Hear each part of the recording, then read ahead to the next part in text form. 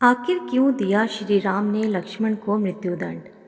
ये घटना उस वक्त की है जब श्री राम लंका विजय करके अयोध्या लौट आते हैं और अयोध्या के राजा बन जाते हैं। एक दिन यम देवता कोई महत्वपूर्ण चर्चा करने के लिए श्री राम के पास आते हैं। चर्चा प्रारंभ करने से पूर्व वो भगवान राम से कहते हैं कि आप जो भी प्रतिज्ञा करते हो उसे पूर्ण करते हो। मैं भी आपसे एक वचन मांगता हूँ कि जब तक मेरे और आपके बीच वार्तालाप चले तो हमारे बीच कोई नहीं आएगा, और जो आएगा उसको आपको मृत्युदंड देना पड़ेगा। भगवान राम यम को वचन देते हैं। राम लक्ष्मण को कहते हुए द्वारपाल नियुक्त कर देते हैं कि जब तक उनकी और यम की बात हो रही है वो किसी को भी अंदर न आने दे, अन्यथा उसे उन्हें मृत्युदंड देना पड़ेगा। लक्ष्मण भाई की आज्ञा मानकर द्वारपाल बनकर खड़े हो जाते हैं। लक्ष्मण को द्वारपाल बने कुछ ही समय बीतता है। वहाँ पर ऋषि दुर्वासा का आगमन होता है। जब दुर्वासा ने लक्ष्मण से अपने आगमन के बारे में राम से जानकारी देने के लिए कहा तो लक्ष्मण ने विनम्रता के साथ मना कर दिया।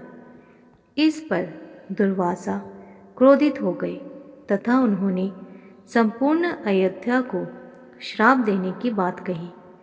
लक्ष्मण समझ गए कि ये एक विकट स्थिति है जिसमें या तो उन्हें रामाज्ञा का उल्लंघन करना होगा या फिर संपूर्ण नगर को ऋषि के श्राप की अग्नि में झोंकना होगा। लक्ष्मण ने शीघ्र ही यह निश्चय कर लिया कि उनको स्वयं का बलिदान देना होगा ताकि वो नगरवासियों को ऋषि के श्राप से बचा सके। उन्होंने भीतर जाकर ऋषि दुर्वासा के आगमन की सूचना दी।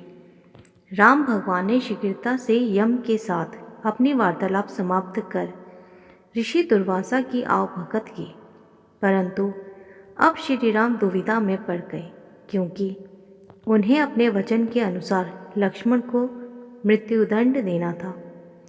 वो समझ नहीं पा रहे थे कि वो अपने भाई को मृत्युदंड कैसे दें, लेकिन उन्होंने यम को वचन दिया था जिसे निभाना ही था। इस दुविधा की स्थिति में श्री राम ने अपने गुरु का स्मरण किया और कोई रास्ता दिखाने को कहा। गुरुदेव ने कहा कि अपने किसी प्रिय का त्याग उसकी मृत्यु के समान ही है, अतः तुम अपने वचन का पालन करने के लिए लक्ष्मण का त्याग कर दो। लेकिन जैसे ही लक्ष्मण ने यह सुना तो उन्होंने राम से कहा कि आप भूल कर भी मेरा त्याग ना करना। आपसे दूर रहने से तो यह अच्छा है कि मैं आपके वचन की पालना करते हुए मृत्यु को अपने गले लगा लूं। ऐसा कहकर लक्ष्मण ने जल समाधि ले ली।